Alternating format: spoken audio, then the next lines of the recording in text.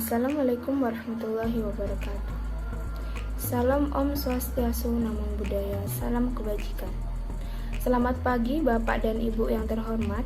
Pertama-tama marilah kita panjatkan puji syukur atas kehadiran Tuhan yang telah memberikan kesehatan dan kesempatan bagi kita sehingga kita bisa berkumpul di ruangan ini. Yang kedua, saya mengucapkan terima kasih atas kesempatannya untuk saya dapat berpidato di Forum Diplomasi Pencegahan Stunting Indonesia. Yang terhormat Bapak Insinyur Joko Widodo selaku Presiden Republik Indonesia, yang terhormat para Menteri Kesehatan dan jajarannya, yang terhormat para perwakilan daerah, yang saya hormati rekan-rekan mahasiswa perwakilan perguruan tinggi dan undangan yang berbahagia. Akhir-akhir ini di Indonesia banyak ditemukan permasalahan kaitannya dengan anak pendek atau stunting. Menurut data Badan Kesehatan Dunia atau WHO, stunting mencerminkan terjadinya kekurangan gizi kronis selama periode paling kritis pertumbuhan dan perkembangan di awal kehidupan, yaitu bulan 0 hingga 59 bulan. Sehingga pertumbuhan anak menjadi terlalu pendek untuk usianya. Khusus di Indonesia, stunting masih menjadi permasalahan yang belum terselesaikan. Berdasarkan data Kementerian Kesehatan Republik Indonesia, persentase status stunting Indonesia mengalami fluktuasi. Pada tahun 2010, stunting di Indonesia terdata sebesar 35,6 dan meningkat lagi menjadi 37,2 pada tahun 2003.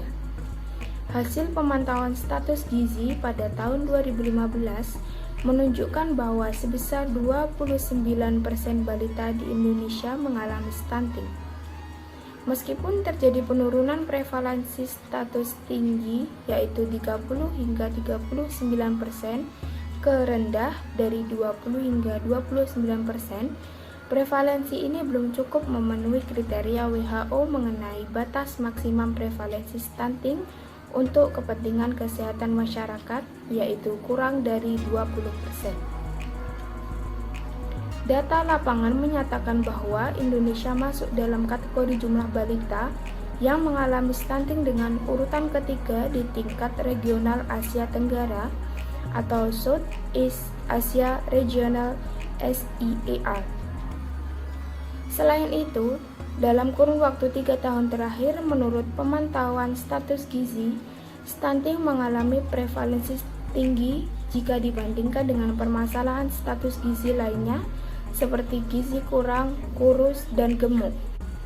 Dalam permasalahan gizi, terutama stunting pada anak perlu mendapatkan perhatian lebih karena akan mempengaruhi perkembangan serta menimbulkan dampak negatif.